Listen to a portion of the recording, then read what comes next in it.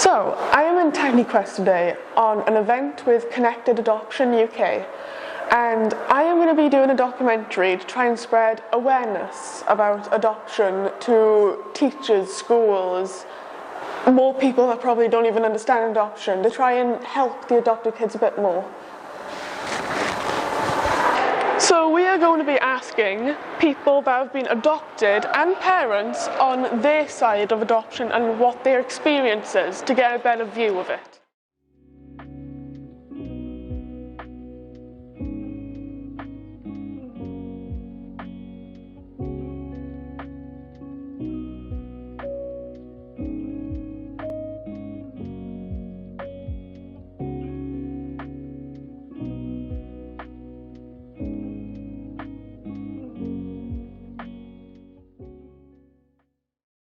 So what can you tell us about Connected? So Connected is a service for adopted children and young people from the age of 7 right up to the age of 30 now. And primarily it's activity-based sessions where adopted children can come together for the opportunity to meet others that are also adopted. So you're an adopted parent? I am, yes.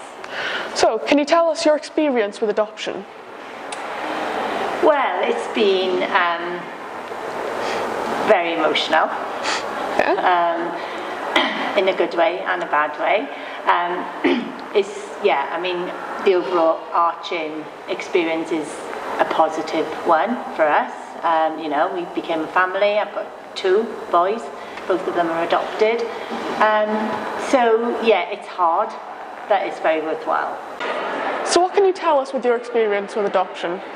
I have worked now for South East Wales Adoption Service for 2.5 years.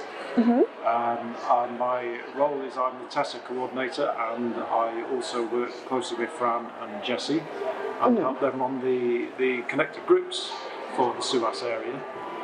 And that I previously have worked with adopted families in a previous job.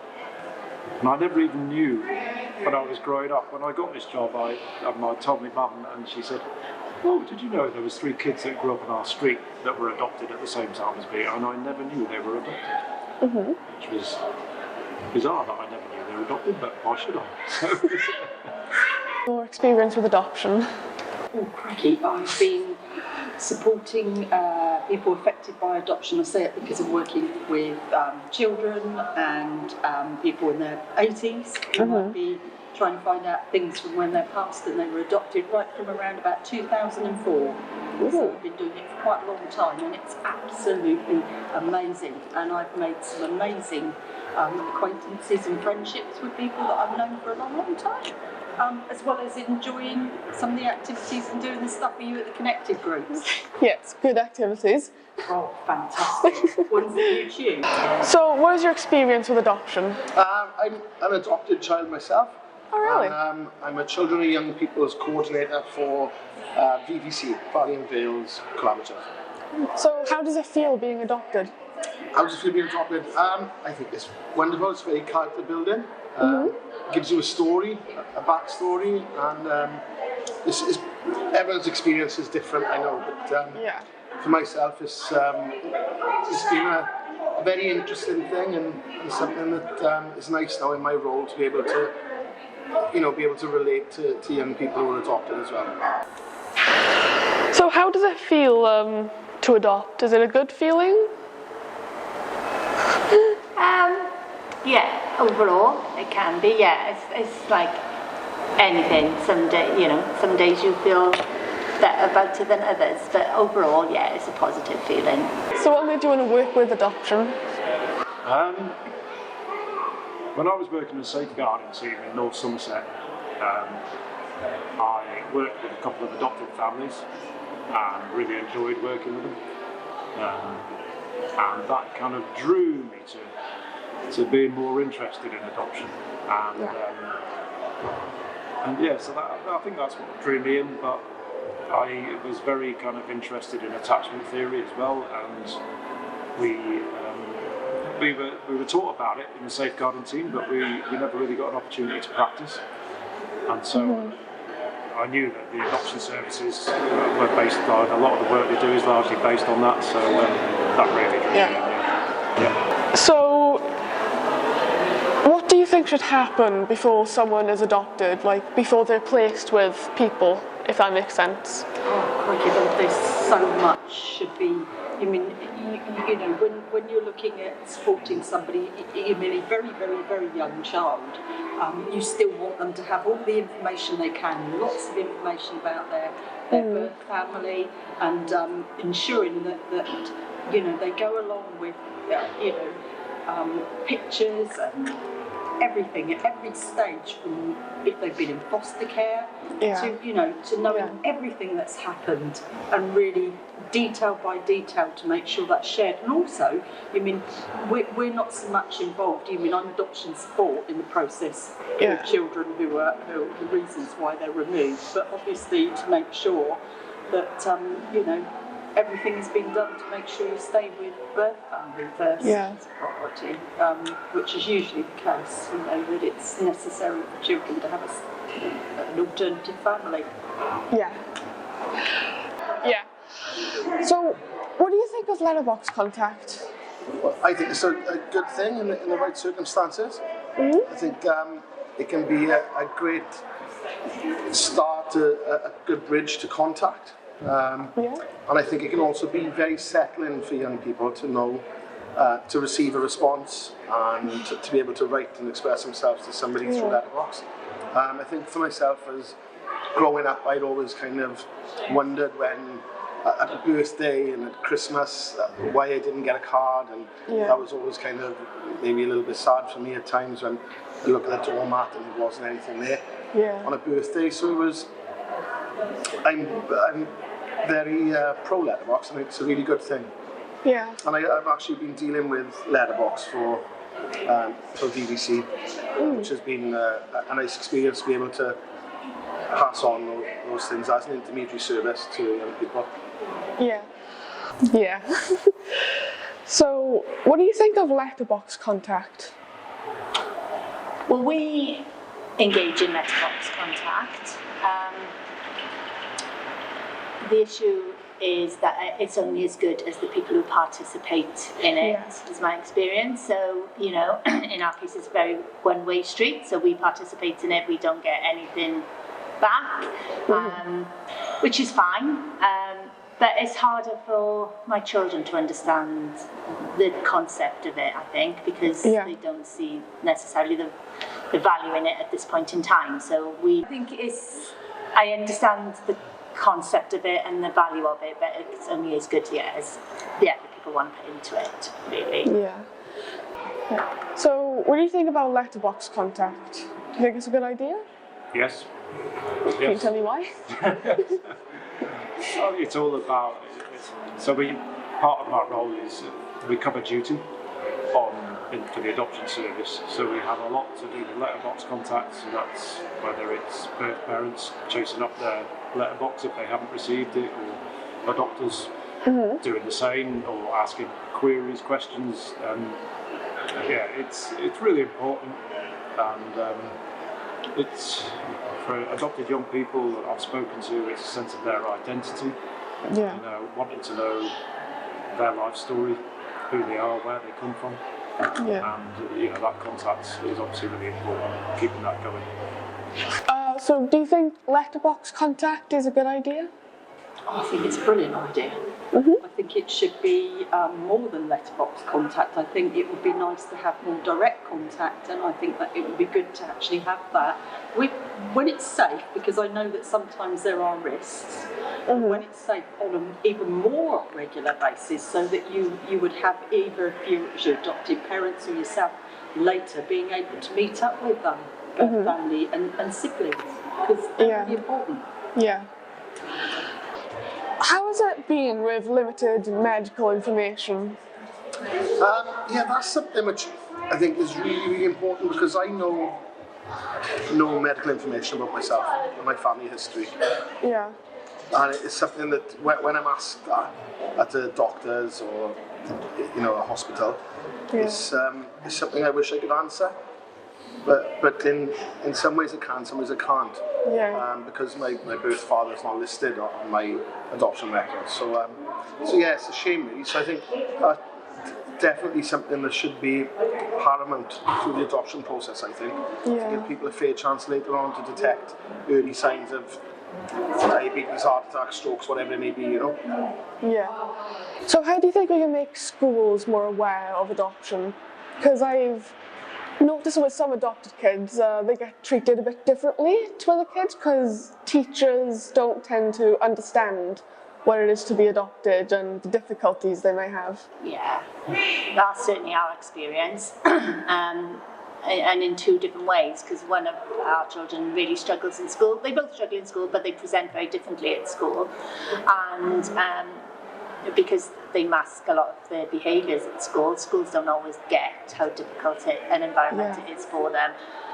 I firmly believe that there should be a mandatory section in teacher training for the effects of early trauma. You know, it should be an actual model built into teacher training.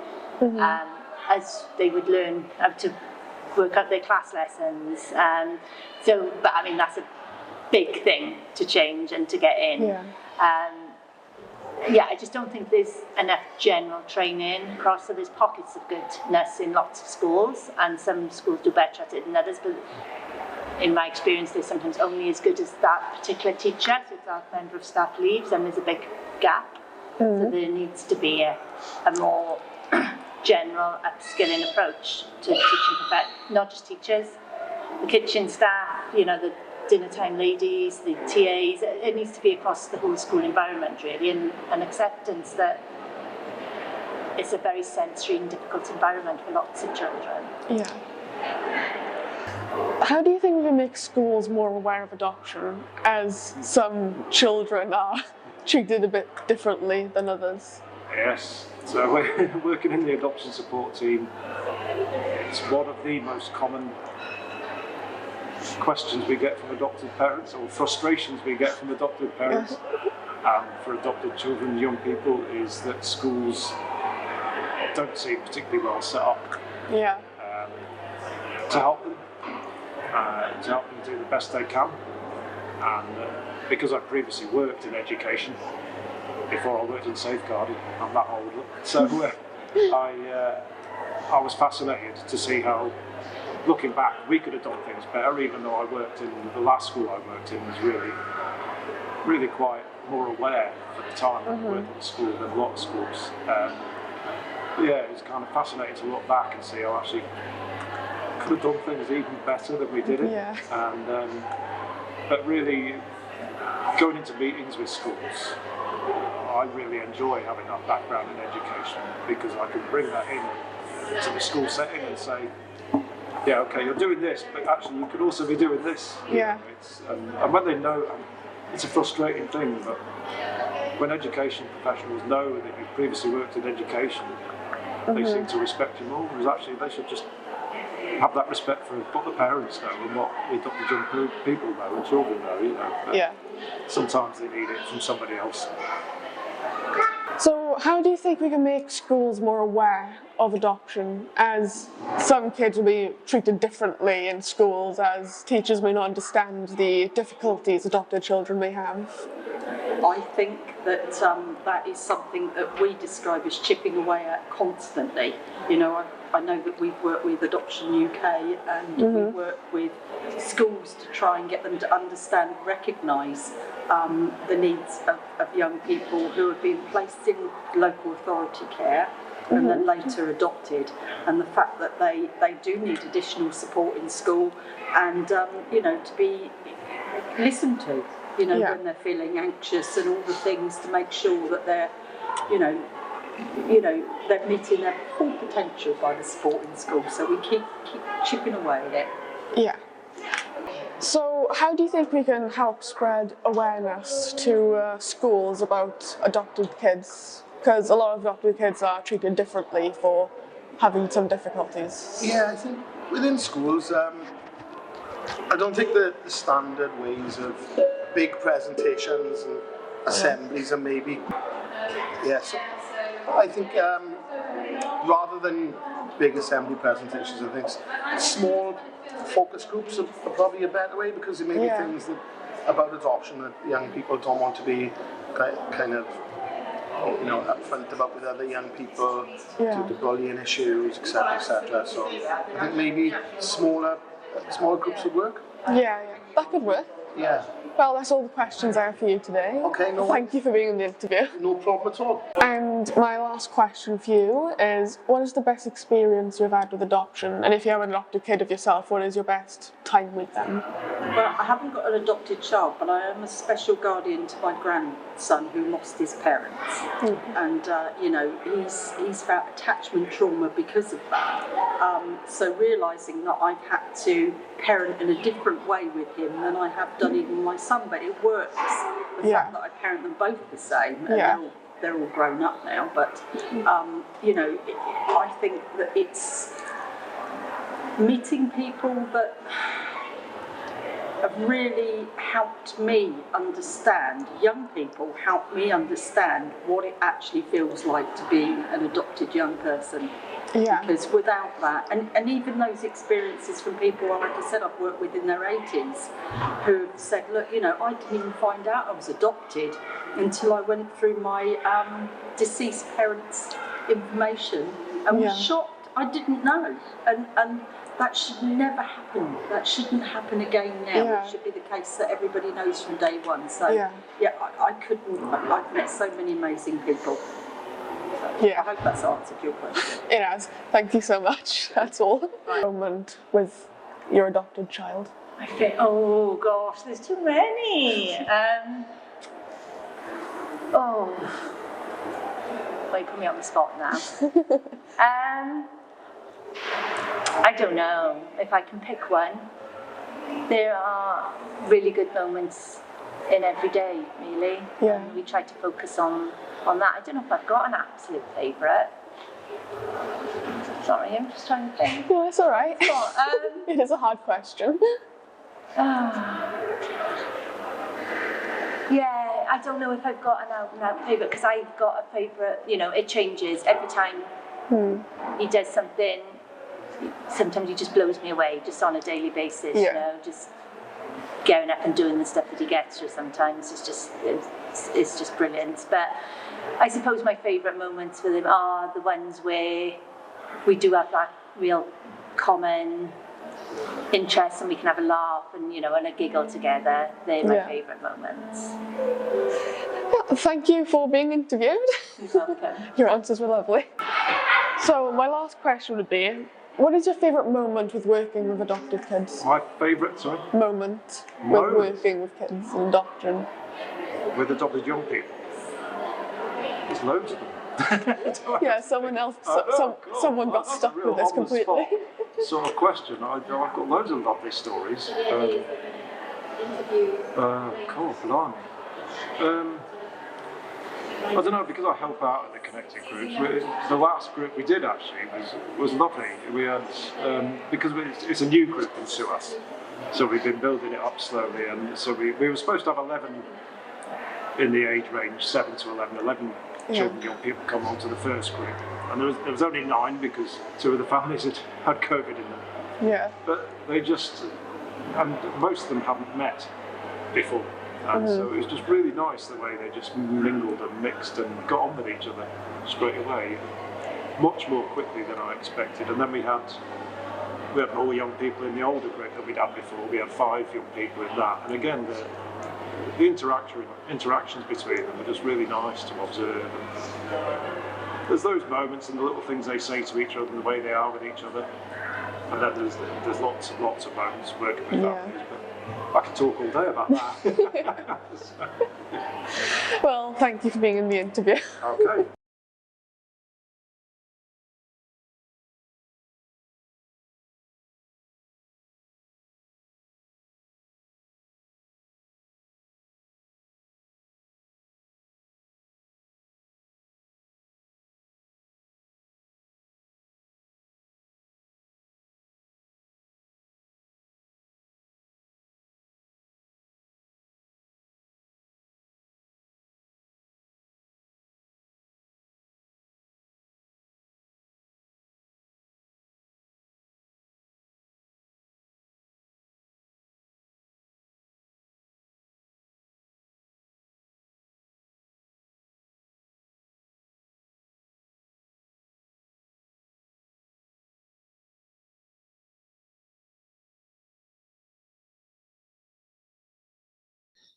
Are you an Yes. adopted parent as well? I don't remember.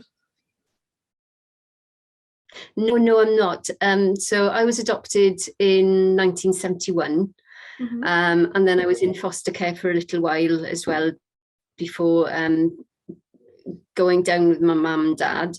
But I do have children. I've got 5 children, and 3 granddaughters, with another one about to arrive very, very soon. And yeah, 2 dogs. Yeah, but I was adopted, say in 1971, and I've always known that I was adopted. It's not been a secret.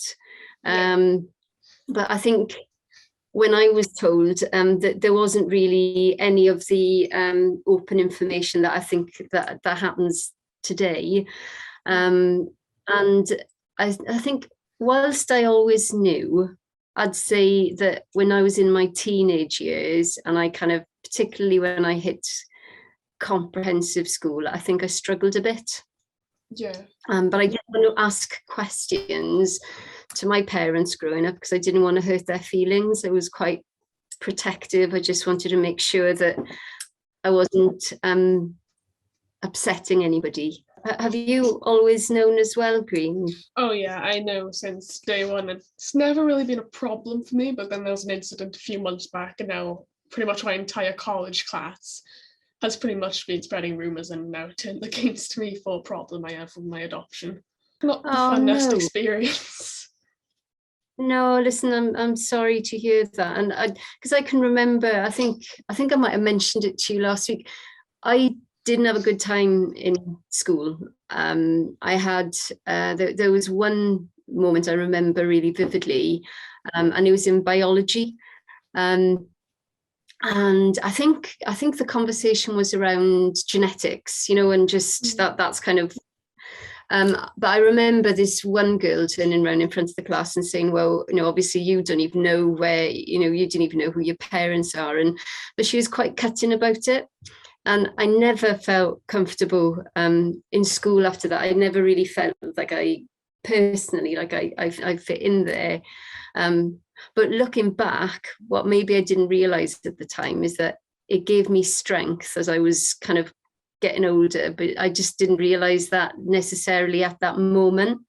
But when I got into my 20s, when I left school, I think experiences that are hard like that, and from what you described as well, whilst they're really tough at the time, it does make you stronger over time as well, because you handle things slightly differently. And that's something that was the learning that I had looking back. Didn't feel like that at the time, I'll be honest. How did you find college then? Well, interestingly, I didn't actually go to university. I got glandular fever when I was, how old was I? It had been about 16, 17. So I was due to be starting my AS equivalent, and literally got glandular fever. So that just meant that I just could not absorb any information. So in a way, it turned out to be a good thing for me, because I ended up just going to a business college for 6 months. But then because I didn't go to uni and I moved out from Astragunlais where I grew up, I went to the business college only for a short window of time, maybe 6-9 months in Cheltenham. And nobody knew me there. So it was, I didn't really feel a need to say anything about who I was, in terms of my adoption. But I think when I started work, I was about 17, nearly 18 when I started work. And I remember vividly, because it was around that time, that's when I really wanted to start searching for my birth family.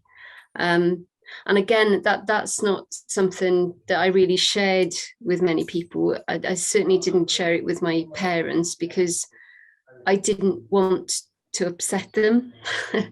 And this is me looking back and thinking, how would I do things differently now? Because I'm talking over 30 years ago. And I think then I remember going into work, and there were things like, because I was working on in the BBC at the time, so I was working on a radio program, and I spotted the guest coming in, and she had the same surname as I had when I was born, because I had a different name. And I melted, because I'd convinced myself that she was my birth mum.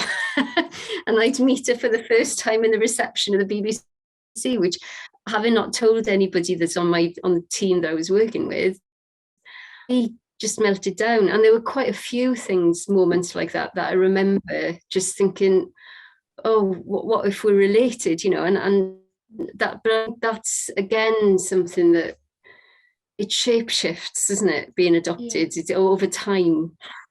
Have you ever had letterbox contact? No. When I was adopted, as soon as 1971, so there was no such thing as letterbox contact. But I always I've heard of it, and it's something that's always intrigued me to think, because for me, I've got a brown envelope that was basically about tracking my adoption, really, but it started as far back as 1968, so it's a bit tattered, this envelope, but in that it's got kind of typed letters of my adoption process that my parents were going through, but it also had a small piece of paper saying about the character of my birth mother and also my birth father. But I've always imagined what it would be like. So did you have letterbox contact? Yes, I did. It didn't quite work out well, because I'd send letters, but they wouldn't always write back. I think I've had only one letter from my birth father and 2 from my birth mother. Right. Eventually, she had another child, which is now my half sister. So she kind of just stopped writing back after she had that child. Right. Wow.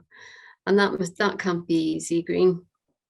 I just remember the equivalent for me, I guess. And as I say, I didn't have that letterbox, and there was that really wasn't something then. But what I do remember vividly is when I was in my early 20s, when I started searching for my birth family, and it was really hard, because there was no easy way of doing it back then. It was literally, and this sounds silly, you might not have heard of it, but there was telephone directories, books that were about this big, and because there was no internet then either, right? So now I'm going to sound really old, so bear with me here. But yeah, there was no internet, so everything was done with telephone directories, which are these big books, and then I'd kind of look through, because it had everybody's name listed down with their addresses and phone number for different areas. So because I was brought up in Swansea Valley, Cardiff was linked in with part of that, so I could see her name. But in terms of searching, she'd moved on, she didn't live there anymore, and I ended up really trying to go through social services, going through different kind of finding my birth records, and it was a real minefield, if I'm honest. And every time I thought I got somewhere close, I got a closed door. Yeah. And that hurt, if I'm being honest. But I think uniquely, what I find with, so I run a group for adopted adults, and we meet monthly. And what I would say is that whilst all of our experiences as adopted people are different, there are certain themes that we can all relate to, but in a way that nobody else that isn't adopted can. Because there's this sense of every time I got a closed door, and it did take over 10 years before I did finally manage to find her, and she was in Hong Kong, and I found her through a taxi driver. That's how random everything was. But yeah. But I think what's important, and what I really was inspired by, what you guys kind of put together last week, talking openly really does help. Listening to each other really does help, and not everybody can get it, but when we kind of talk and do exactly the stuff that you're doing, like the website launch, and it really helps each other as well in a way which there aren't words to describe that. So you must keep all doing the brilliant stuff you're doing. So I was in school, I didn't really hang out. I had the book and I sat under a tree and that was okay. I kind of just used to kind of take myself to one side, and that was okay. You get through it and you are stronger from it. To be honest, when I have this one place where my college is, and it's like underneath a bridge, a motorway bridge, and there's graffiti and pillars and everything under there, and there's a canal as well. It's a really nice place, and I just sit down there. I wouldn't say quiet, you can hear the cars, but it's relaxing. I think having one spot, I still remember the tree. I still remember that would be my go-to. And I think I never really like conflict. I kind of, in my world, I just would like everybody to just get on. But it's not always like that. And so I find it easier, exactly as you described, just finding a quiet place, really. You go to doctors or hospitals and they ask you for medical information. How is it when having like limited medical information? Personally, I find it quite annoying where I can't tell them much because I don't know. Yeah, well, it's funny, and it's a really good question, because I used to find it quite annoying going to the doctors, and even now, because all of my life, whenever I've had an ailment, or if I've kind of been unwell, there's nothing on my records to say that I'm adopted. So it's like, well, is there any history of this in your family? So now I make a joke of it and I say, well, look, I'm kind of a bit of Heinz 57. I don't really know is the answer. But, I feel that, from what you're saying as well, things should be far more mature in terms of the medical records and process, that we shouldn't have to say I'm adopted. It should be something that's there on the system, just to kind of say, right, okay, so they don't need to ask some of the questions, because it was hard, especially when I had my first daughter, because I didn't, I couldn't answer some of the questions that they wanted to ask. And it's that bit that I hope that as time goes on, that things start to change. People listen to, the feedback that we're all saying, right? Yeah. And that this does start to make proper change happen across the board, in the education authority, in, the medical records as well. And I think we will get there. It's just taking a bit longer. I feel like we need to raise awareness more towards schools, especially. Because schools, they're quite shocking with adoption. My first primary school, I moved between 3 different primaries, because it'd usually be the teachers that were doing the bullying, not so much the children. The teachers would mostly bully me for being different, and, well, wasn't the best experience. See, and that's wrong. Funny enough, that does remind me, I did have one particular moment in school where the teacher kept me just to say what the matter was, what was wrong, but it wasn't done in a kind of a sympathetic way. And I just remember feeling, well, I don't need to say, I don't need to share, you know, it's something that I'm trying to work out myself. There's no words to explain it. But I think, you know, to hear that that's still happening now, that needs to be reviewed and that needs to change, because you're right, that shouldn't, you know, I'm talking about, actually, how old am I?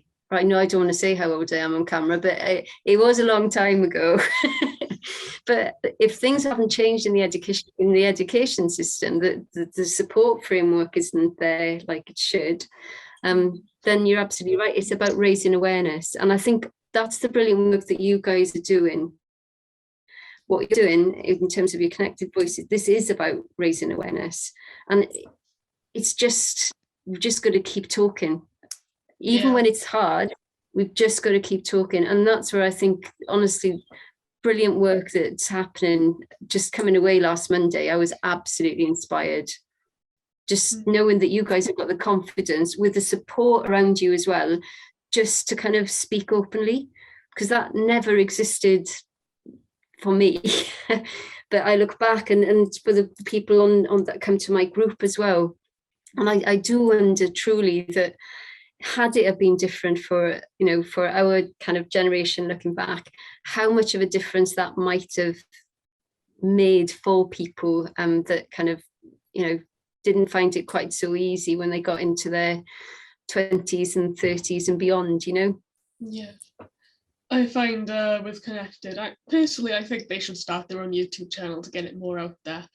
But I think what they are doing is great by giving adopted children and adults a place to go where they feel normal compared to everyone else in a way. No, you're absolutely right. You're absolutely right, because I always felt nobody got me, but I didn't have that network that Connected brings. And that's the bit that I just think, you know, with our, you know, adopted groups for adults, but that is when we're together, there's the strength, because there's recurring themes that sometimes come out, and whether that's on identity or, you know, different things, and say it can be really complicated, but somehow we get each other in a way that, you know, not many people do unless they are adopted. Because you have more people there that you can kind of understand, and they understand you, because you've been through, well, you all have different stories, but you've been through similar things. You've all been adopted, so there's nothing really to judge. No, exactly. And I think the other strength is shared experiences. You know, it is to me, knowing that you're not alone. Doesn't matter, you know, what age. In our group, we've got, you know, really brilliant, inspiring people, but some of which only found out they were adopted when they were in their 50s. And, you know, and you just find out by chance, and you think, well, that doesn't still happen now, but it does. And that's where I think it doesn't really matter what age we are. When you're adopted because it changes every day, doesn't it? Yeah. I kind of think that if you're adopted, you should know that you're adopted instead of finding out when you're mature. I find it's easier growing up knowing that you're adopted, so that if it just doesn't come out of the blue somewhere, you're like, what? Yeah, no, you're absolutely right. I think what's really key, and this is where I come back to, it shapes us as individuals. Being adopted, I truly do believe that, because there are certain things in how I work, for example, I really don't like white lies. Everybody has to be open and transparent. There has to be honesty. Yeah. And I think that, okay, we all say that, but I think sometimes it could be because when we were growing up, there were more questions sometimes. So when I was growing up, there were more questions, and I didn't always feel like I got everything open and honest and, you know, transparent. But that's where I go back to saying, you know, some of the people I've met, honestly, I think we're superheroes deep down. And that sounds a bit cliche, but I don't really care, because I think the characteristics we learn because of the fact that we're adopted, that shapes us into handling situations that can sometimes be difficult in ways that nobody could even begin to imagine. And that's just because of how we're going through things. So, yeah, I'll stick by that one. Feeling when you make someone happier. Because personally, I feel kind of bad for all the bullies out there, because clearly there's something up with them that's making them want to bully you. Exactly. You've hit the nail exactly on the head there. And I think it's sometimes it's not without, if you're having to be causing conflict, if you're having to be negative like that, then there's got to be something that's not quite right in your own story for you to be nasty to somebody else. But yeah, that I think you're absolutely right. And because, you know, I think sometimes, and I feel anyway, time goes really quickly sometimes, and it's far better to be in the company of positive people who, you know, make a positive difference, like all the stuff that you're doing is connected. Exactly, going back to the point you made earlier, I feel the same. If I feel like I can help somebody, and even if that's a conversation, you know, that or just listening, then I have far more value from that. And it is people that are around, because in all of our lives there are going to be people who are creating more negative energy, then that's their choice. But for me, I'd rather walk away and just think, I'll go over here with somebody else, or, you know, go back to that tree where I'd go to. But it's just about knowing actually you're making positive change happen, and just keep reminding you of the brilliant stuff that's happening there, because you're going to get it always, and it doesn't go away even as we grow up. She says, because I'm still a kid at heart as well, Green, right? I'm never I'm not, well, no one's really ever fully mature. I mean, I had a Happy Meal earlier. No, you're right. I got the Happy Meal just to get one of the little toys inside of them. I love them. Love it. Yeah, I think the important thing is, and this is where I'm sure through the connected team that you're working with as well, with Ruth and Talitha, that they've got your back as well, that you've got that network behind you, and your parents, that, you know, when these things like this happen, and it's wrong and it shouldn't happen, but when they do, know that you're not alone. Hopefully that gives you some comfort as well. Because, you know, these are really, they're moments in time, they're really difficult moments in time. But it goes back to what we were saying earlier, and I think reach out to the trusted network that you've got through Connected, who I think the world of. They're brilliant. And also through your peers as well that you're chatting about, because having those experiences, that knowing that you're not alone when they're really, really difficult, you need to be able to talk openly, I think. And I genuinely, things do get better over time. They do get better over time. And I think with the group that when I meet with our group, you know, some of the experiences that are shared, like what you explained, they're very difficult, and they're wrong. It shouldn't happen. But looking back, when they look back, and when they're kind of, you know, that much older, they just realize how much it's that what they kind of learned from it. But that, what I think, having that support around is really key. Right, so I'm trying to think, are there any other questions here that you, because I'm trying to remember, were there any others that we mentioned about the school, didn't we? And then what was there anything else in particular? I think last time we ended up going through a whole conversation on accident and not really going through the questions properly. Right. I think you're right. Because you kept answering my questions before I asked them. Yeah. So I do sometimes have this habit, yeah. But I was genuinely intrigued, because I think the questions you're asking me, some of which they just didn't exist. Those kind of processes didn't really exist back then. But it just really struck me as well that there are certain things that from that presentation that I heard last week that genuinely is so right in terms of your pioneering this work together as a group, and that is so important. And I reflect back and think, it just didn't exist. But then whilst that's a massive leap forward, and I think it's because of that where there are other weaknesses, like in schools and going back to the medical records, because of the brilliant work you're doing, I think you're going to make some terrific change happen, and it is going to speed things up. And you are, but from doing what you're doing, from editing this video, and you must let me know when you've got this, when you've got the edited version. I'd love to watch it. I'll send you a link.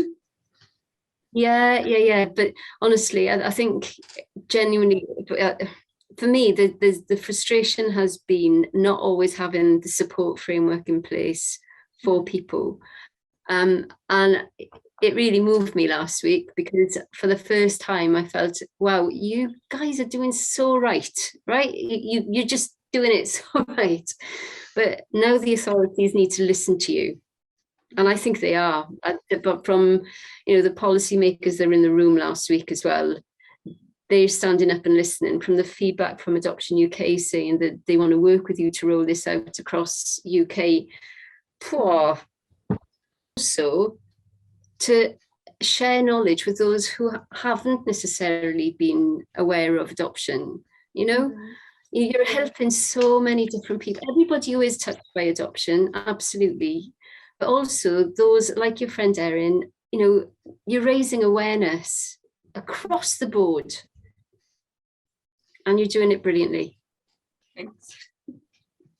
No, you are. And to me, this is the only way that things change for the better, because we open up and we talk, and then we can help each other. Yeah, definitely. My next challenge is trying to fit this entire video, because we've been talking now for about 46 minutes. Right, okay, so I genuinely hope my challenge is now trying to edit it down into a good number. Listen, I think you're a master of this, and you'll nail it. I know you'll nail it.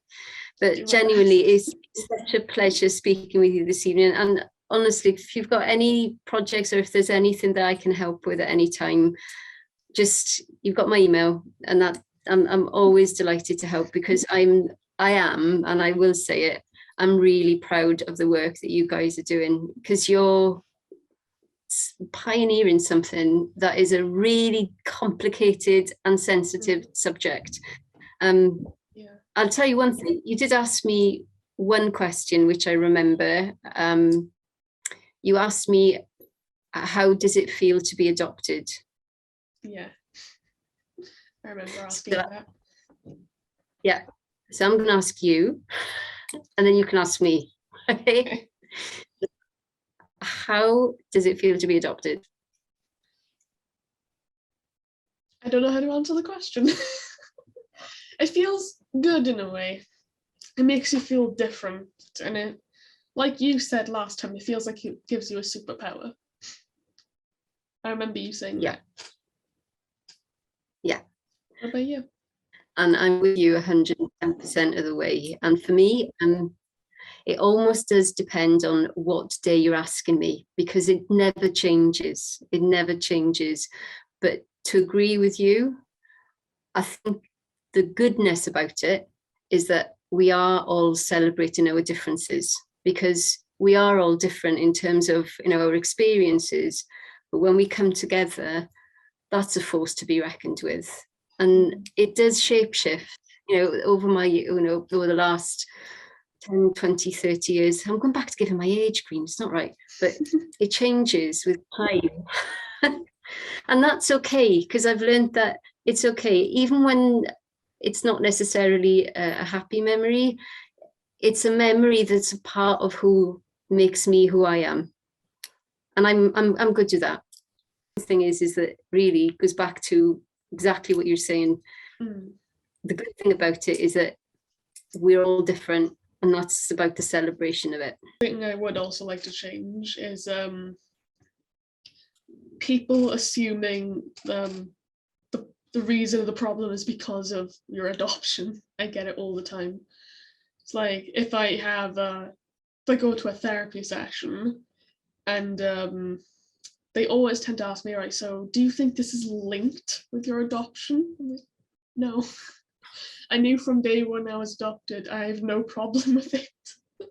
But even if I say that to the same person, they'll always ask the same questions. Even my parents do sometimes, and they say that to the therapist. They'll be like, we kind of think it's linked to the adoption. It's not. No, and that's a really key point there as well, because I think, and I've had a lot of that. When things are testing, or if I'm feeling like I'm being tested, then it's because of my adoption, and it's not always that. It's because sometimes other things wind me up as well. Like everybody else. You know, things annoy me, like cupboard doors being left open. Guess what? That's going to wind the hell out of me. So I'm just, but it is these little things for me that, you know, you just think, don't put everything down if things aren't going right. That is linked to my adoption. Sometimes it's not, and you're right. It's understandable. I do understand why people are, because especially if you're not adopted, you're trying to think, well, is it? But sometimes you explore other avenues as well. Yeah. Yeah, like if they just try and explore the problem with you instead of just assuming. Yeah. I think when somebody loves you, and I kind of remember going back with my parents, and I think it's because of there's so much care and protection that they kind of want to put round, that I felt a little bit that I get it, but sometimes I got frustrated as well because I couldn't really explain it myself sometimes, my feelings, you know, I because I just felt like there were no words that exist in the dictionary yet to say how I'm feeling, because I didn't always know. And sometimes, by the way, that still happens now. But it's that openness that what I would say is, when I do look back, those conversations were important. Even when I was feeling frustrated by it, they were so important, because it's knowing that you're not alone. Yeah. I also think your kettle's probably gone cold now. I think you're right. But listen, you're a star, okay? And really, really good luck with this. And I hope, sorry this overrun, but I hope it's succinct enough for you to have, you know, the pieces that you want to take.